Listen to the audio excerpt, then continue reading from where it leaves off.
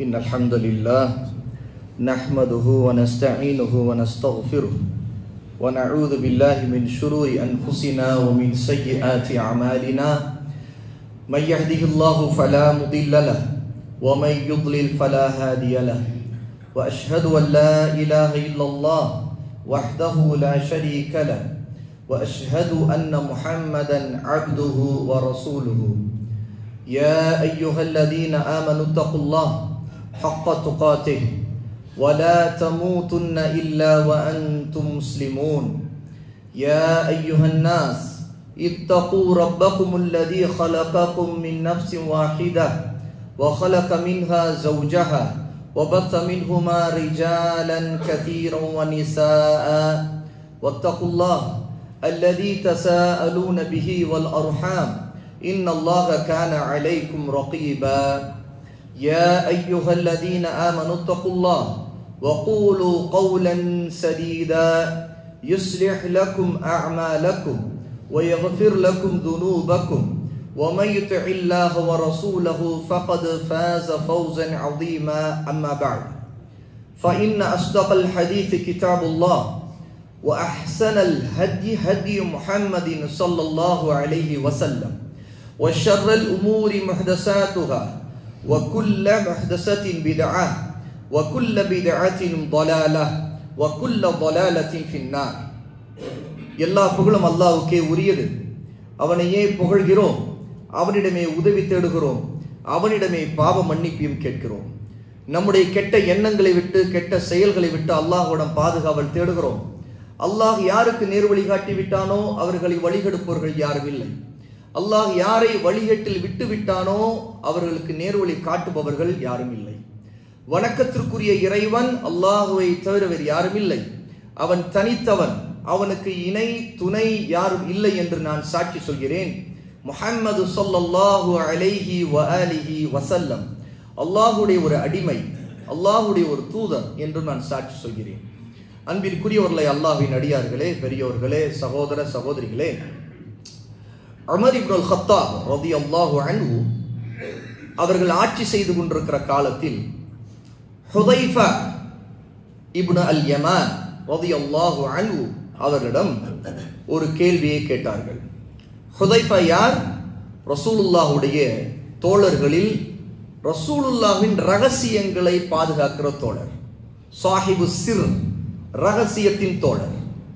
ஆகவே உமர் ஹுதைஃபாவிடம் கேட்டார்கள், ரசூலுல்லாஹ்விடமிருந்து ஃபித்னாவை பற்றி நீங்கள் ஏதேனும் கேட்டிருக்கிறீர்களா? ஃபித்னா, சோதனை, குழப்பங்கள், இதை பற்றி கேட்டிருக்கிறீர்களா? ஹுதைஃபா இப்னுல் யமான் ரலியல்லாஹு அன்ஹு சொன்னார்கள், ஆம், நான் கேட்டிருக்கிறேன். நீங்க கேட்டிருப்பீர்கள், நீங்கள் தைரியசாலி. ரசூலுல்லாஹ்விடம் அதிகமாக கேள்வி கேட்டு தெரிந்து கொள்வதில் ஹுதைஃபாவுக்கு தனிச்சிறப்பு உண்டு. எல்லா நபித்தோழர்களும் நன்மையை பற்றி கேட்பார்கள், ஹுதைஃபா எப்பவுமே தீமைகளை பற்றி கேட்பார்கள். அதற்கு காரணத்தையும் அவர்கள் சொன்னார்கள், நான் என்னை அந்த தீமையிலிருந்து பாதுகாத்துக் கொள்ள வேண்டும் என்பதற்காக நான் தீமைகளை பற்றியே கேட்பேன். அவை அப்படிப்பட்ட தோழரிடம் உமர் கேட்டார்கள், நீங்கள் ஏதேனும் கேட்டிருக்கிறீர்களா? ஹுதைஃபா சொன்னார்கள், ஆம், நான் கேட்டிருக்கிறேன். ரசூலுல்லாஹ் சொன்னார்கள், ஃபித்னத்துர் ரஜுலி في أهله وماله وجاره تكفرها الصلاة والصوم والصدقة الأمر بالمعروف والنهي عن المنكر. ஒரு மனிதனுக்கான ஃபித்னாவில், சோதனையில், அவனுடைய குடும்பத்தில் உள்ள சோதனையாக இருந்தாலும், அவனுடைய செல்வத்தில் வரக்கூடிய சோதனையாக இருந்தாலும், அவனுடைய பக்கத்து வீட்டுக்காரரால் அவருக்கு வரக்கூடிய சோதனையாக இருந்தாலும், அதற்கெல்லாம் பரிகாரம் தொழுகைதான், நோன்புதான், சதகா தர்மம்தான், நன்மையை ஏவுவதுதான், தீமையை தடுப்பதுதான். இதே ரசூலுல்லாஹ் சொல்ல நான் கேட்டிருக்கிறேன். உமர் சொன்னார்கள், நான் இந்த ஃபித்னாவை பற்றி கேட்கவில்லை.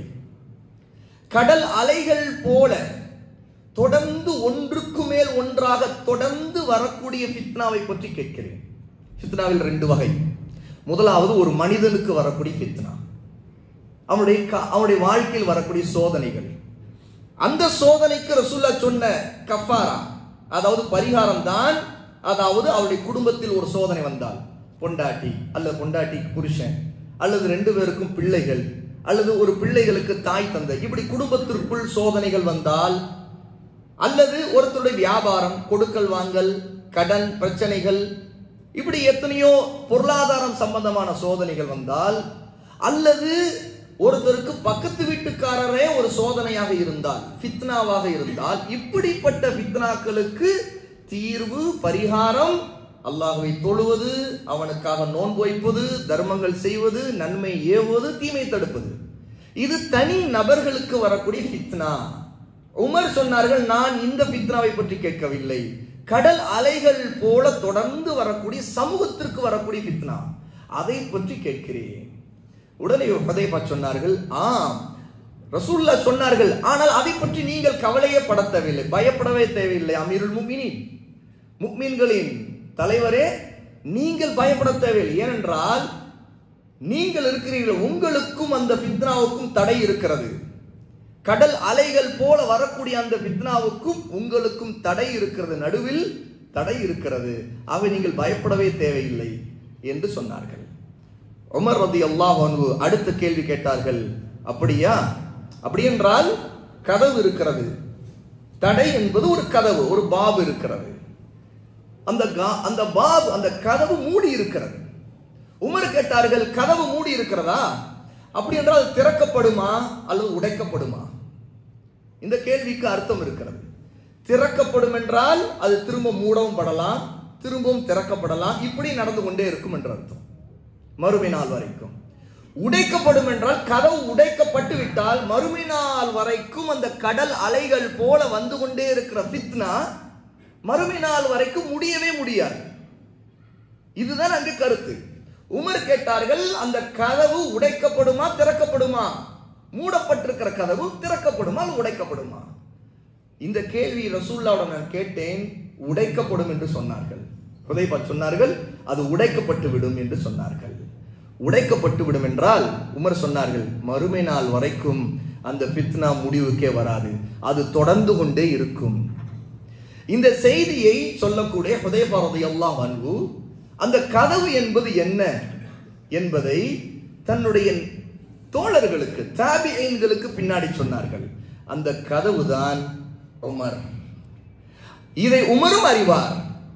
அந்த கதவுதான் உமர், இதை உமரும் அறிவார். அப்படி என்றால் உமருடைய மரணம் இருக்கிறது, அந்த மரணத்திற்கு பிறகு தொடங்கக்கூடிய ஃபித்னாக்கள் மறுமை நாள் வரைக்கும் முடியாது என்பதை ரசூலுல்லாஹ் சொல்லிவிட்டார்கள். அந்த கதவாக உமர் இருக்கின்றார். ஆகவேதான் ஹுதைபா சொன்னார்கள், நீங்கள் பயப்பட தேவையில்லை, உங்களுக்கும் அந்த ஃபித்னாவுக்கும் இடையில தடுப்பு இருக்கிறது, கதவு இருக்கிறது.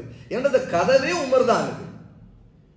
இப்போ நாம் பேசக்கூடிய ஃபித்னா என்பது இன்று நாம் அந்த உமருடைய மரணத்திலிருந்து தொடங்கி மறுமை நாள் வரைக்கும் தொடர்ந்து கொண்டே இருக்கக்கூடிய ஃபித்னாவை பற்றி. ஏனென்றால் நாம் இன்றைய காலத்தில் ஃபித்னாவுடைய காலத்தில் வாழ்ந்து கொண்டிருக்கிறோம். நாம் மட்டுமல்ல, இது தொடங்கப்பட்டது உமருடைய மரணத்திற்கு பிறகு. ஆகவேதான் உஸ்மான் ரலியல்லாஹு அன்ஹு கொல்லப்பட்டார்கள். அந்த ஃபித்னாவின் ஒரு ஆதாரம் அது.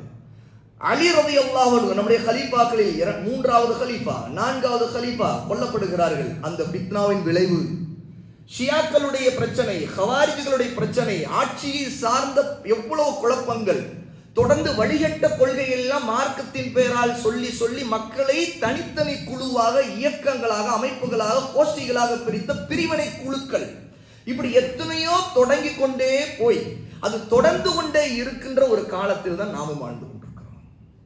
ஃபித்னா என்று சொன்னாலே அரபியிலே சோதனை, குழப்பம், தீங்கு, முழுக்க முழுக்க ஒரு மனிதனுடைய மார்க்கத்திற்கு, அவருடைய உடலுக்கு, ஆரோக்கியத்திற்கு, அவருடைய மறுமைக்கு, அவருடைய இந்த உலக வாழ்க்கைக்கு, அவருடைய பொருளாதாரத்திற்கு, இப்படி எத்தனையோ விதத்தில் ஃபித்னா ஒருத்தரை பாதிக்கும். மொத்தமாக நன்மை என்பதே இல்லாமல் இருப்பதுதான் ஃபித்னா. இப்படிப்பட்ட ஒரு ஃபித்னாவுடைய நேரம் என்பது மறுமை நாளின் அடையாளங்கள் ஒன்று. ரசூலுல்லாஹி ஸல்லல்லாஹு அலைஹி வஸல்லம் இதை சொன்னார்கள்.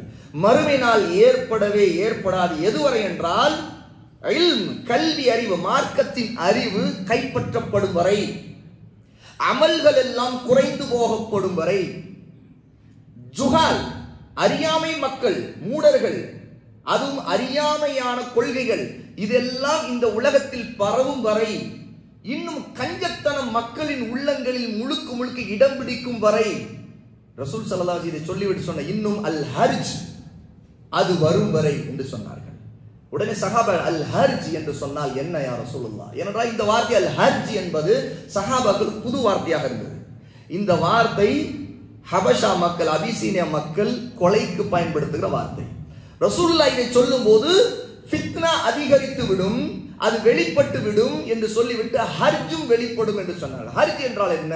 ரசூலுல்லாஹ் சொன்னார்கள், கைகளை கொண்டு குத்தி குத்தி காட்டினார்கள், இதுதான் இதுதான் என்று சொன்னார்கள். அதுதான் அல் கத். அல் கத் கொலை. கொலை கொலை அதிகரித்துக் கொண்டே போகும். மறுமை நாளின் அடையாளங்களில் இல்மு உயர்த்தப்படும், கைப்பற்றப்படும். அதுதான் உலமாக்களுடைய மரணம். இந்த தீனை, கல்வியை, சரியான ஆதாரங்களின் அறிவை கொண்டிருப்பவர்கள் அல் உலமா, ஆலிம்கள். சரியான அஹ்லு சுன்னாவில் சுன்னாவை பற்றி பிடித்து அதன் மீது உறுதியா இருக்கக்கூடிய அறிஞர்கள். அவர்களுடைய மரணம் ஏற்பட ஏற்பட இல்மு கைப்பற்றப்பட்ட பிறகு மக்கள் எல்லாம் மூடர்களை தலைவர்களாக ஆக்கிக் கொள்வார்கள். அவரிடம் மார்க்க தீர்ப்பு கேட்கப்படும், அவர்கள் தீர்ப்பளிப்பார்கள், அதன் மூலமாக தாங்களும் வழிகெடுவார்கள், மக்களை வழிகெடுப்பார்கள். இது மறுமை நாளின் அடையாளம். இதன் காரணமாக ஃபித்னா அதிகரித்துக் கொண்டே போகும், குழப்பங்கள் அதிகரித்துக் கொண்டே போகும். அந்த குழப்பங்களுடைய உச்சகட்டத்திலே ஒன்றுதான் மனிதர்கள் இந்த உலகத்தில் இரத்த சகதியிலே மக்கள் கொல்லப்பட்டுக் கொண்டிருக்கிற அடையாளங்களை எல்லாம் பார்ப்பார்கள். நிறைய பூகம்பங்களை பார்ப்பார்கள், தண்டனைகளை பார்ப்பார்கள். இது எல்லாம் சேர்ந்து ஃபித்னா. இப்படிப்பட்ட ஃபித்னாவுடைய காலத்தில் ஒரு முஸ்லீமுடைய கடமை என்ன? இதுதான் இப்போது நாம் பேச வேண்டியது. ஏனென்றால் நாம் ஃபித்னாவுடைய காலத்தில் வாழும்போது ஃபித்னாவை எப்படி எதிர்கொள்வது? முதல் ஃபித்னாவை விட்டு நாம் பாதுகாப்பு தேட வேண்டும். ரசூல் ஸல்லல்லாஹு அலைஹி வஸல்லம் இந்த பாதுகாப்பு கேட்கின்ற விஷயத்தை நமக்கு தொழுகையில் சொல்லிக் கொடுத்தார்கள். ஆகவே தொழுகையின் கடைசி இருப்பில் நாம் அல்லாஹ்வோட துஆ செய்யும் போது அல்லாஹும்ம இன்னி அஊது பிக மின் ஃபித்னத்தில் மஸீஹித் தஜ்ஜால், அல்லாஹ்வே உன்னிடம் நான் பாதுகாப்பு கேட்கிறேன் தஜ்ஜாலுடைய ஃபித்னாவை விட்டு, இன்னும் கபருடைய ஃபித்னா சோதனையை விட்டு, வ ஃபித்னத்தில் மஹ்யா வல் மமாத், இன்னும் உயிர் வாழ்ந்து கொண்டிருக்கிற இந்த வாழ்க்கையின் ஃபித்னாவை விட்டும், மரணிக்கும் போது உள்ள ஃபித்னாவை விட்டும் உன்னிடம் பாதுகாப்பு தேடுகிறேன். அப்படி என்றால் ஃபித்னாவை நாம் எதிர்கொள்வது முதலாவது நம்முடைய கடமை அல்லாஹ்வுடைய பாதுகாப்பை கேட்க வேண்டும். ஃபித்னா என்பது நமக்கு முழுக்க முழுக்க தீங்கு என்பதை அல்லாஹ்வுடைய நபி நமக்கு சொல்லி காட்டுகிறார்கள். அவர் ஃபித்னா பரவி கொண்டிருக்கிற காலத்தில் வாழ்ந்து கொண்டிருக்கிற நாம் எப்போதும் அல்லாஹ்விடம் இந்த துஆவை கேட்க வேண்டும். யா அல்லாஹ், இந்த உலக வாழ்க்கை எனக்கு ஃபித்னாவை விட்டு என்னை பாதுகாத்திடு. இந்த ஃபித்னாக்களே மோசமான ஃபித்னா தஜ்ஜாலுடைய ஃபித்னா, மறுமையின் அடையாளமாக, பெரிய அடையாளமாக வரக்கூடிய தஜ்ஜாலுடைய ஃபித்னா. ஏன்? அந்த ஃபித்னா வரும் பொழுது அது வெளிப்பட்டு விட்டான், தஜ்ஜால் வெளியே வந்து விட்டான் என்றால் நிச்சயமாக முஸ்லீமாக இருக்கிறவர்கள் காபிர்களாக ஆகுவார்கள். எத்தனையோ பேர் காபிர்களாக ஆகுவார்கள். ஏன்னா அவன் தன்னை கடவுள் என்று சொல்லுவான், அதற்கான சில அடையாளங்களை அல்லாஹ் அவனுக்கு கொடுத்திருப்பான். ஆகவே அவன் தான் உயிர் கொடுக்கின்றவன், மரணிக்க செய்கின்றவன், வானத்திலிருந்து மழையை பொழிய வைக்கின்றவன், விளைச்சலை ஏற்படுத்துகிறவன், இப்படியெல்லாம் அவன் காட்டும் பொழுது எத்தனையோ பேர் முஸ்லீமாக வாழ்ந்து கொண்டிருக்கிறவர்கள் காபிராக ஆகிவிடுவார்கள், அவனை ஈமான் கொண்டு விடுவார்கள். ஆகவேதான் ரசூலுல்லாஹ் பாதுகாப்பு கேட்கின்ற விஷயத்தில் முதல் தஜ்ஜாலுடைய ஃபித்னாவை விட்டு பாதுகாப்பு கேட்க சொல்கிறார்கள். இதை ரசூலுல்லாஹ் சொல்லும் போது அப்போது சஹாபாக்கள் வாழ்ந்து கொண்டிருந்த காலம். சஹாபாக்கள் வாழ்ந்து கொண்டிருக்கிற 1500 1400 வருடங்களுக்கு முன்னர் ரசூல் ஸல்லல்லாஹு அலைஹி வஸல்லம் அவர்களையும் இந்த தஜ்ஜாலுடைய ஃபித்னாவை விட்டு பாதுகாப்பு கேட்க சொன்னார்கள். ரசூலுல்லாஹ்வும் அந்த தஜ்ஜாலுடைய ஃபித்னாவை விட்டு தானும் அந்த துஆவை ஓதிக் கொண்டிருந்தார்கள். அப்படி என்றால் ஃபித்னா என்பதிலே மிகப்பெரிய ஃபித்னா தஜ்ஜாலுடைய ஃபித்னா. ஏனென்றால் அது மார்க்கத்திற்கு வரக்கூடிய ஃபித்னா, ஈமானுக்கு வரக்கூடிய ஃபித்னா, ஒரு மனிதனை குஃப்ரிலே கொண்டு போய் சேர்க்கிற ஃபித்னா. ஆகவே ஃபித்னாக்களின் மிக மோசமானது ஒருவனை ஷிர்கிலும் குஃப்ரிலும் தள்ளக்கூடிய ஃபித்னா. ஒரு மனிதனுடைய மார்க்கத்தை இழப்பது இருக்கிறதே, அதுதான் பெரிய ஃபித்னா. ஒருத்தன் முர்த்ததாக மதமாறி போகிறானே, ஃபித்னாக்களில் மிக மோசமானது. ஆகவேதான் அல்லாஹ்வின் ரசூலுக்கு யார் மாறு செய்கிறார்களோ, கட்டுப்படாமல் கீழ்ப்படியாமல் தங்களுடைய மன இச்சைப்படி நடக்கிறார்களோ, அவர்களுக்கு அல்லாஹ் தஆலா எச்சரிக்கை செய்கிற ஃபித்னா என்பது ஷிர்க். மனிதன் அல்லாஹ்வின் தூதருக்கு மாறு செய்தால் அவர் ஃபித்னா விஷயத்தில் பயந்து கொள்ளட்டும். அந்த ஃபித்னா என்பது ஷிர்க். ஏனென்றால் அல்லாஹ்வின் தூதருக்கு ஒருவன் மாறு செய்தால் அவருடைய உச்சகட்டம் ஒருவன் குஃப்ருக்கும் ஷிர்க்குக்கும் போய் விழுந்து விடுவான். அதன் காரணமாக அல்லாஹ்வுடன் நிரந்தர நரகத்திற்கு போகின்ற தண்டனை அடைந்து வருவான். ஆக ஒரு ஃபித்னா ஒருத்தரை நிரந்தர நரகத்திற்கு கொண்டு போய் சேர்க்கும் என்றால் அது எவ்வளவு பெரிய ஃபித்னா, யோசிச்சு பாருங்க. அடுத்தது ஒரு மனிதன் அதற்கு அடுத்த நிலையில் ஃபித்னா என்று அவன் பாதிப்பது எது தெரியுமா?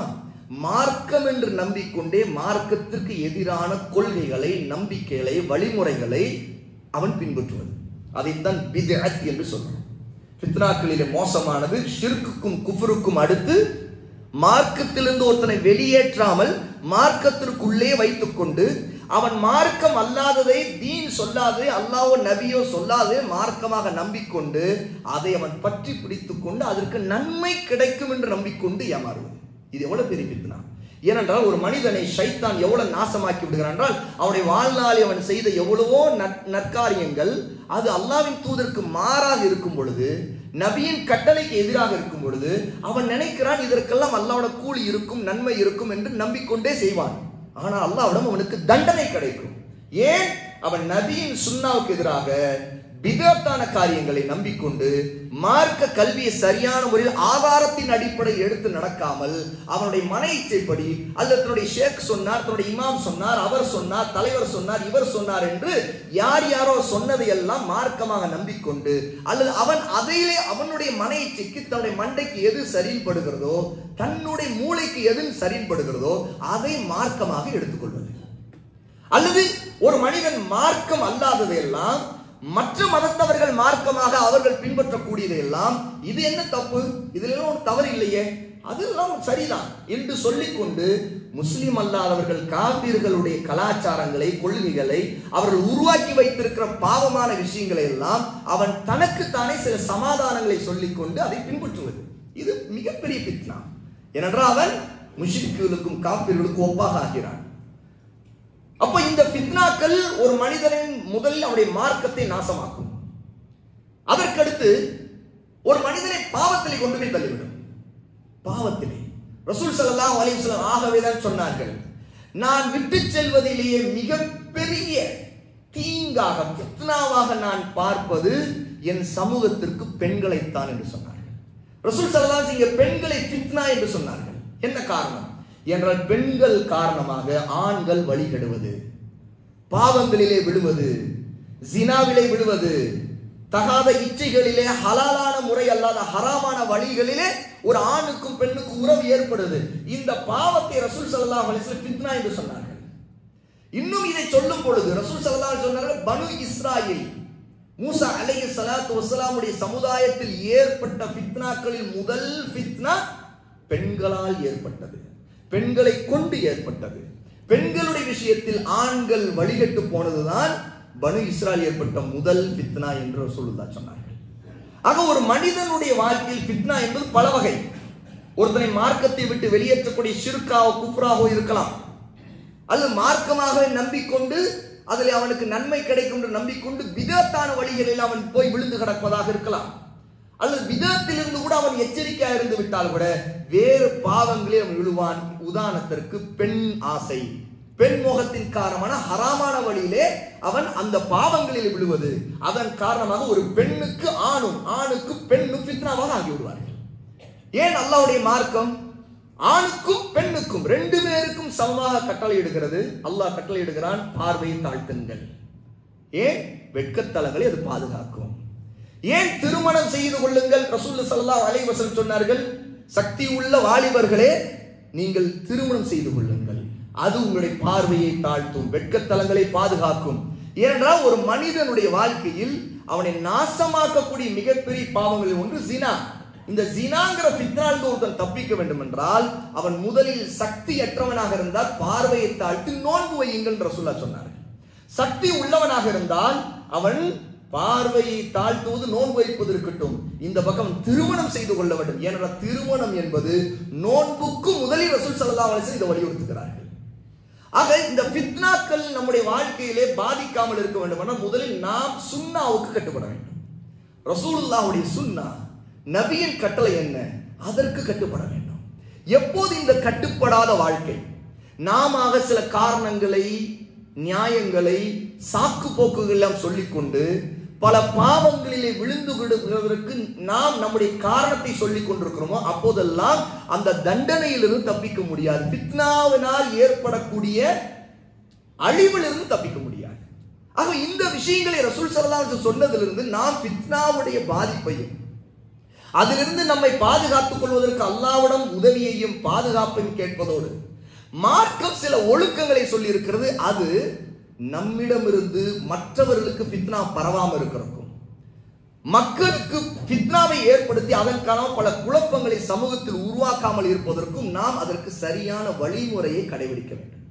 அந்த வழிமுறைகளை நம்முடைய உலமா கல்வியாளர்கள் குர்ஆனிலிருந்தும் சுன்னாவிலிருந்தும் அதற்கான ஆதாரங்கள் மூலமாக மிக அழகாக தெளிவாக மக்கள் ஃபித்னாவிலிருந்து தப்பிக்க வேண்டும் என்றால் இதை செய்ய வேண்டும் என்று நமக்கு சொல்லியிருக்கிறார்கள்.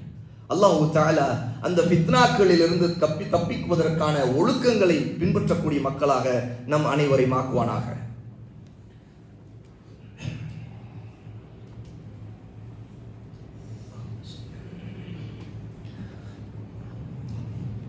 அல்ஹம்துலில்லாஹி ரப்பில் ஆலமீன் வஸல்லல்லாஹு அலா நபியினா முஹம்மத் வஅலா ஆலிஹி வஸஹ்பிஹி அஜ்மஈன்.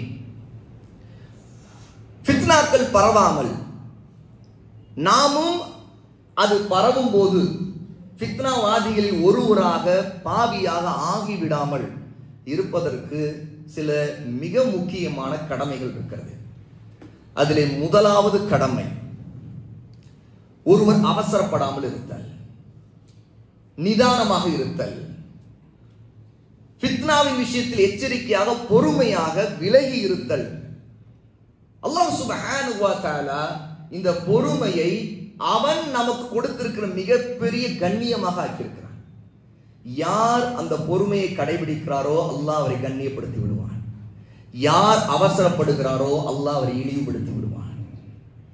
ஏனென்றால் ரசூலுல்லாஹி ஸல்லல்லாஹு அலைஹி வஸல்லம் சொன்னார்கள், அனஸ் இப்னு மாலிக் ரலியல்லாஹு அன்ஹு சொல்றார், அத்தஅன்னி மினல்லாஹ், நிதானமாக இருப்பது அல்லாஹ்விடமிருந்து வந்திருக்கிறது.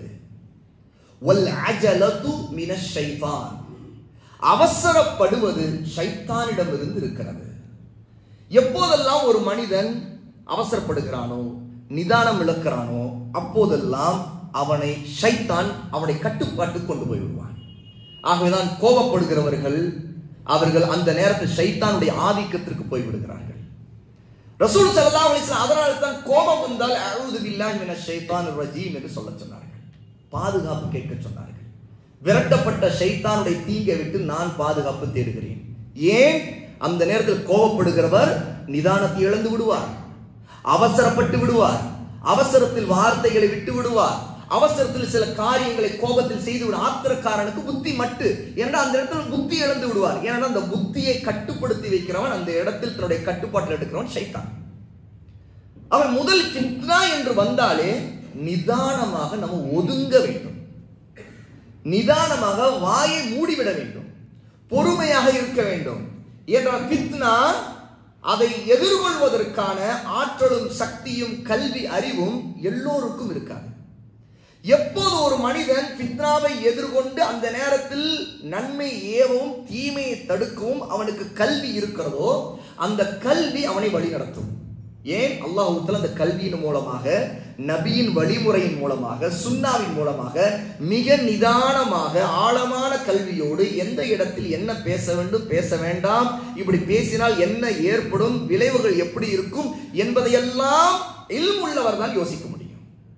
இல்ம் இல்லாதவர் ஒரு விவகாரத்தை பற்றி முழுக்க உள்வாங்கி அதனுடைய எல்லா திசைகளிலும் இருக்கிற பிரச்சனைகளை தெரிந்து கொண்டு ஒரு விஷயத்தில் என்ன பேச வேண்டும் என்பதை அந்த விவகாரத்தை பற்றி நன்கு அறிந்த ஒருவரால் தான் முடியும். அந்த நன்கு அறிவது என்பது ரெண்டு விஷயத்தில் இருக்கு. ஒன்று, அந்த குறிப்பிட்ட விவகாரத்தை பற்றி ஒட்டுமொத்த தகவலையும் நாம் திரட்டி வைத்திருப்பது. இரண்டாவது, அந்த தகவலின் அடிப்படையிலே ஒருவர் மார்க்க ரீதியான சட்டம் என்னங்கிற தீர்ப்பு செய்வது. இந்த ரெண்டும் ஒருவருக்கு இருக்க வேண்டும் என்றால் அவருக்கு கல்வி தேவை. ஆகவேதான் பொதுமக்கள் எப்போது ஃபித்னா என்று வந்துவிட்டால் அந்த இடத்தில் அமைதியாக இருப்பது அவர்களுக்கு மிகப்பெரிய பாதுகாப்பு. இல்லை என்றால் அவர்களை அறியாமல் ஷைத்தான் அவர்களை கெடுத்து விடுவான். ஆகதான் ரசூல் ஸல்லல்லாஹு அலைஹி வஸல்லம் சொன்னார்கள், நிதானம், பொறுமை, மென்மை. சில நேரத்தில் நாம் ஒரு ஃபித்னாவை எதிர்கொள்ளும் போது அந்த இடத்தில் நாம் மென்மையை இழக்கும் போது கூட ஃபித்னா அதிகரித்து விடும், பெரியதாக ஆகிவிடும், குழப்பம் அதிகரித்து விடும். ரசூல் ஸல்லல்லாஹு அலைஹி வஸல்லமை பார்த்து யகூதிகள், யூதர்கள் அஸ்ஸாமு அலைக் என்று சொன்னார்கள், உனக்கு சாவு உண்டாகட்டும் என்று சொன்னார்கள். பக்கத்திலே ஆயிஷா இருந்தார் ரலியல்லாஹு அன்ஹா. ஆயிஷா இதை கேட்ட உடனேயே ஆயிஷா பதில் சொன்னார்கள். ரசூலுல்லாஹி அலைக்கும் என்று சொல்லும்போது ஆயிஷா இன்னும் வேகமாக சொன்னார்கள், வஸ்ஸாமு வல்லஅனா வஅலைக்கும் வஸ்ஸாமு வல்லஅனா, உனக்கு சாவும் உண்டாகட்டும், லஅனத்தும் சாபமும் உண்டாகட்டும் என்று சொன்னார்கள். இதை பார்த்த உடனே ஆயிஷாவை பார்த்து ரசூலுல்லாஹ் சொன்னார், மஹனன் யா ஆயிஷா, நிதானம் ஆயிஷா, நிதானமாக இரு. இன்னல்லாஹ் யுஹிப்புர் ரிஃப்க ஃபில் அம்ரி குல்லி, நிச்சயமாக அல்லாஹ் எல்லா விவகாரத்திலும் மென்மையை, ரிஃப்கை, நளினத்தை விரும்புகிறான் என்று சொன்னார்கள். ஆயிஷா சொன்னார்கள், அல்லாஹ்வின் தூதரே யா ரசூலுல்லாஹ், அவன் சொன்னது நீங்க கவனிக்கவில்லையா? அவன் என்ன சொன்னான் என்று கவனிக்கவில்லையா? என்ற யூதர்கள் அவர்கள் தந்திரமாக வார்த்தைகளை திரித்து சலாம் சொன்னார்கள். அது சலாம் அல்ல, அவர்கள் சொல்ல வந்தது என்னவென்றால் அஸ்ஸாமு, லாமை தூக்கிவிட்டு அது சலாம் சொல்வதை போல தெரியும், ஆனா அவர்கள் சொல்ல வருவது சாவு உண்டாகட்டும், சலாம் உண்டாகட்டும் சொல்லவில்லை. அஸ்ஸாமு அஸ்ஸலாமு, அவர்கள் சலாமுக்கு லாமை தூக்கிவிட்டு அஸ்ஸாமு அலைக்கும் என்று சொன்னார். அஸ்ஸாமு என்றால் யூதர்களுடைய மொழியிலே அஸ்ஸாமு என்றால் சாவு, மரணம் உண்டாகட்டும் என்று அர்த்தம். இதை ஆயிஷா கவனித்து விட்டு ஆயிஷாவுடைய பதில் இன்னும் அடுத்து அதைவிட அடுத்த கட்டத்துக்கு போகிறது. சாவு இல்ல, உன் மேல சாபம் உண்டாகட்டும் என்று சொன்னார்கள். ரசூலுல்லாஹ் என்ன சொன்னார்கள்? ஆம், நான் கேட்டேன், அவன் சொன்னதை நான் கவனித்தேன், ஆனால் நான் எப்படி பதில் சொன்னேன்? வஅலைக்கும், உனக்கும் என்று சொல்லிவிட்டேன். ஆக ரசூலுல்லாஹ்வுடைய நளினமான பதில் அந்த இடத்தில் உனக்கும் என்று சொல்லிவிட்டால் அவனுக்கு தெரிந்துவிட்டு நாம் அவருக்கு சாவு உண்டாகட்டும் என்று சொல்லுகிறோம், அவர் உனக்கும் என்று நிறுத்திவிட்டார். அப்படின்னா அவரும் நமக்கு எதிராக உனக்கு சாவு உண்டாகட்டும் என்று பிரார்த்தனை செய்து விட்டார். இது அவனுக்கு போதுமானது. ஆனால் நீ கூடுதலான வார்த்தைகளை பயன்படுத்த வேண்டாம். பல நேரத்தில் ஃபித்னாவுடைய பிரச்சனையை முற்ற வைப்பதே வார்த்தைகள் தான். நல்லா கவனித்து பாருங்க. நம்முடைய வாழ்க்கையில், குடும்பத்தில் இருக்கட்டும், ஒரு வியாபாரத்தில் கொடுக்கல் வாங்கல, கடன் கொடுக்கல் வாங்கல ஒரு பிரச்சனையா இருக்கட்டும், ஒரு நிர்வாக ரீதியான பிரச்சனையா இருக்கட்டும், அல்லது ஒருத்தர் இன்னொருத்தர் இப்படி சொன்னார் அப்படி சொன்னார் என்று வரக்கூடிய தகவல்களை எல்லாம் கவனிங்கள். எல்லாத்திலும் மிக முக்கியமான பெரிய ஃபித்னாவை ஏற்படுத்துவது நாக்கு தான், வார்த்தைகள் தான். ஒருவன் தொடங்கி வைத்திருப்பான், அவனுக்கு பதிலடி கொடுக்க நாம் 2 வார்த்தைகளாக ஆக்கும்போது அது இன்னும் அடுத்து அவன் 4 வார்த்தையோடு வருவான், அவன் இன்னும் 8 வார்த்தையோடு வருவான். ஒருத்தன் கை தூக்கி காட்டியிருப்பான், அவ்வளவுதான் என்று விரலைத்தான் காட்டியிருப்பான், அவன் உடனே அவன் கையை உடைத்திருப்பான். பிறகு 2 பேரும் சண்டை போட்டிருப்பார்கள். மிகப்பெரிய ஃபித்னா, சண்டை சச்சரவு மோசமாக ஆகிவிடும். பல நேரத்தில் இந்த ஃபித்னாவை உருவாக்குவது ஒருத்தரை பற்றி குறைகளை புறம் பேசுவது, ஒருத்தரை மானம் சம்பந்தப்பட்ட விஷயங்களை பரப்புவது. பல நேரத்தில் ஒருத்தர் இன்னொருத்தர் சொன்ன வார்த்தையில் தவறாக புரிந்து கொண்டு அவர் இன்னொருத்தரை பற்றி சொன்னதை எல்லாம் அவரிடமே போய் சொல்லி அது தவறாக சொல்லி அதுல கோல் மூட்டி வெறுப்பை பரப்புவது. இது எல்லாம் ஃபித்னா, பாவங்களை அதிகரிப்பது. ஒருவன் ஃபித்னா விட்டு விலகுவதா இருந்தால் முதலில் அந்த சம்பந்தப்பட்ட விஷயத்தில் பேசவே கூடாது. ஒருத்தர் சொல்லிவிட்டான் என்றால் கூட இவர் போய் மற்றவங்கள்ட்ட சொல்லக்கூடாது. இப்படி இப்படி இப்படி இப்படி இப்படி இப்படி அவன் உன்னை பற்றி சொன்னான், இப்படி இப்படி பேசினான், எனக்கு தெரியும் என்று சொல்லுவது ஃபித்னாவைத்தான் அதிகரிக்குமே தவிர ஒரு கால் ஃபித்னாவை குறைக்காது. கடைசியில் இந்த ஃபித்னாவில் இவரும் அந்த பாவத்தில் பங்குதாரராக ஆகிவிடுவார். ஆகவே ரசூல் ஸல்லல்லாஹு அலைஹி வஸல்லம் காட்டிய வழிமுறை, ஃபித்னாவை எதிர்கொள்ளும் போது நிதானமாக, பொறுமையாக, அவசரப்படாமல் இருக்க வேண்டும். அதிலே வார்த்தைகளை கட்டுப்படுத்த வேண்டும். கூடுதலாக எந்த ஸ்டெப்பும் எடுக்கக்கூடாது என்பதை ரசூல் ஸல்லல்லாஹு அலைஹி வஸல்லம் நமக்கு கற்றுக் கொடுக்கிறார்கள். இது ஒன்று. இரண்டாவது, அல்லாஹ் சுப்ஹானஹு வ தஆலா நமக்கு சொல்லுகிறார், وَإِذَا جَاءَهُمْ أَمْرٌ مِنَ الْأَمْنِ أَوِ الْخَوْفِ أَذَاعُوا بِهِ. ஏதாவது ஒரு செய்தி மக்களுடைய பாதுகாப்பு சம்பந்தமாக அல்லது ஒரு அச்சம், பீதி பற்றிய செய்தி, ஒரு தகவல், இப்படி ஏதாவது ஒன்று வந்துவிட்டால் அவர்கள் உடனே அதை மக்களிடம் பரப்பி விடுகிறார்கள். இதனால் என்ன ஆகுது? அந்த பரப்பிய பிறகு ஃபித்னா வந்து விடுகிறது, குழப்பம் அதிகரிக்கிறது. இந்த பரப்புகிற வேலையை இதையே ஒரு ருசி கண்டு இதை தான் செய்யக்கூடிய சேவை போல மிகப்பெரிய நேரத்தை செலவழித்து அதற்காக டெக்னாலஜியை பயன்படுத்தி அந்த வேலைகளைத்தான் முகநூல், பேஸ்புக், வாட்ஸ்அப் இப்படி எத்தனையோ ஊடகங்கள் வழியாக, செய்தித்தாள்கள் எல்லாம் பிரிண்ட் வழியாக செய்து கொண்டிருக்கும் பொழுது தனி நபர்கள் எல்லாம் இதற்கு அவர்களுக்கு சொந்த செய்தித்தாள் போடுவதை போல முகநூலிலே அதில் எழுதி கொண்டிருப்பது எல்லாமே ஃபித்னா. ஏனென்றால் அவர்களுக்கு ஊர் நிலவரங்கள், நடப்புகள், இது சம்பந்தமான எந்த செய்தி வந்தாலும் அதை உடனே ஷேர் பண்ணுவது, ஃபார்வர்ட் பண்ணுவது. அல்லாஹ் தஆலா இதை ஹராம் தடுத்திருக்கிறான். அல்லாஹ் சொல்லுகிறான், மக்களுடைய பாதுகாப்பு சம்பந்தமாக அல்லது பீதி, அவருடைய பயம், அவர்களுக்கு வரக்கூடிய குழப்பங்கள், இது சம்பந்தமாக ஏதாவது ஒரு செய்தி வந்துவிட்டால், ஒரு விவகாரம் நடந்து விட்டால், அது இவர்களுக்கு கிடைத்து விட்டால் அவர்கள் இதை உடனே பரப்பி விடுகிறார். ஒருத்தர் இன்னொருத்தர் அப்படி சொல்ற, இது அப்படி இப்படி இப்படி இப்படி பரப்பி கொண்டே இருப்பார். ஷேர் பண்ணு ஷேர் பண்ணு ஷேர் பண்ணு ஷேர் பண்ணு என்று அல்லாஹ் சொல்லுகிறான். வலவ் ரத்தூஹு இலர் ரசூல், ஆனால் அவர்கள் அல்லாஹ்வின் தூதரிடம் அதை கொண்டு வந்திருந்தால், திருப்பி இருந்தால், வஇலா உலில் அம்ர், அதிகாரத்தில் இருக்கின்றவர்களிடம் அதை போய் கொண்டு போயிருந்தால், அவர்களில் அதை ஆராய்ந்து உண்மை என்ன என்று பார்த்து அதிலே சரி கண்டு அதிலே நடவடிக்கை எடுக்க வேண்டியவர்கள் அதிலே நடவடிக்கை எடுப்பார்கள். யாருக்கு அதில் சக்தி இருக்கிறதோ, யார் அதில் அது சம்பந்தப்பட்ட பொறுப்பில் இருக்கிறார்களோ அவர்களிடம் அதை கொண்டு போயிருக்கலாம். எதற்காக? மக்களிடம் பரப்புகிறீர்கள். சம்பந்தப்பட்ட விஷயம் பொதுமக்களுக்கு சம்பந்தப்படாததாக இருக்கும், அவர்களால் அதை தீர்த்து விட முடியாது. இதுதான் யதார்த்தமாக இருக்கும். தீர்த்து விடுவதற்கு ஒன்று அது கோர்ட் மூலமாக அல்லது அதற்கு உரிய அதிகாரிகளை அணுகுவதன் மூலமாக அப்படித்தான் அது தீர்க்கப்பட முடியும். சாத்தியம் இருந்தால் அங்கேதான் வழி இருக்கு இருந்தும் மக்களிடம் தொடர்ந்து பரப்பி பரப்பி பரப்பி இன்னும் பதற்றத்தை, குழப்பத்தை, பயத்தை, இந்த உலகத்தை பற்றி வாழ்க்கையின் மீது நம்பிக்கை இழக்க வைக்கின்ற போக்கை, முஸ்லிமுடைய ஈமானை தடுமாற வைக்கின்ற போக்கை எல்லாம் ஃபித்னா செய்கின்றவர்கள் தொடர்ந்து செய்வார்கள். அல்லாஹ் தஆலா இந்த ஆயத்தை இறக்கிய நேரம் எது தெரியுமா? ரசூலுல்லாஹ் தன்னுடைய மனைவிமார்கள் எல்லோருக்கும் தலாக் விட்டு விட்டார் என்று ஒரு செய்தி பரவுகிறது மதீனாவிலே. இந்த செய்தியை கேட்ட உடனே உமர் ரலியல்லாஹு அன்ஹு நேர ரசூலோட வீட்டுக்கு வந்தார்கள். வந்து, யா ரசூலுல்லாஹ், உங்களுடைய மனைவிகள் எல்லாம் தலாக் விட்டு விட்டீர்களா? இதுதான் முதல் கேள்வி. இல்லை என்று சொன்னார்கள். அல்லாஹு அக்பர் என்று உமர் ரலியல்லாஹு அன்ஹு அல்லாஹ்வை புகழ்ந்து தக்பீர் சொல்லிவிட்டு என்ன செய்தார்கள் தெரியுமா?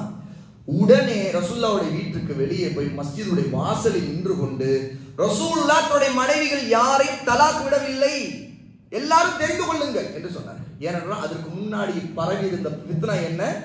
தலாக் விட்டு விட்டார்கள் என்ற வதந்தி. மக்கள் இப்படித்தான். ஆக அல்லாஹ் சொல்லுகிறான், ஏதாவது ஒரு செய்தி இப்படி வந்து விட்டால் உடனே அதை பரப்பி விடுகிறார்கள். ஆனால் அவர்கள் என்ன செய்திருக்க வேண்டும்?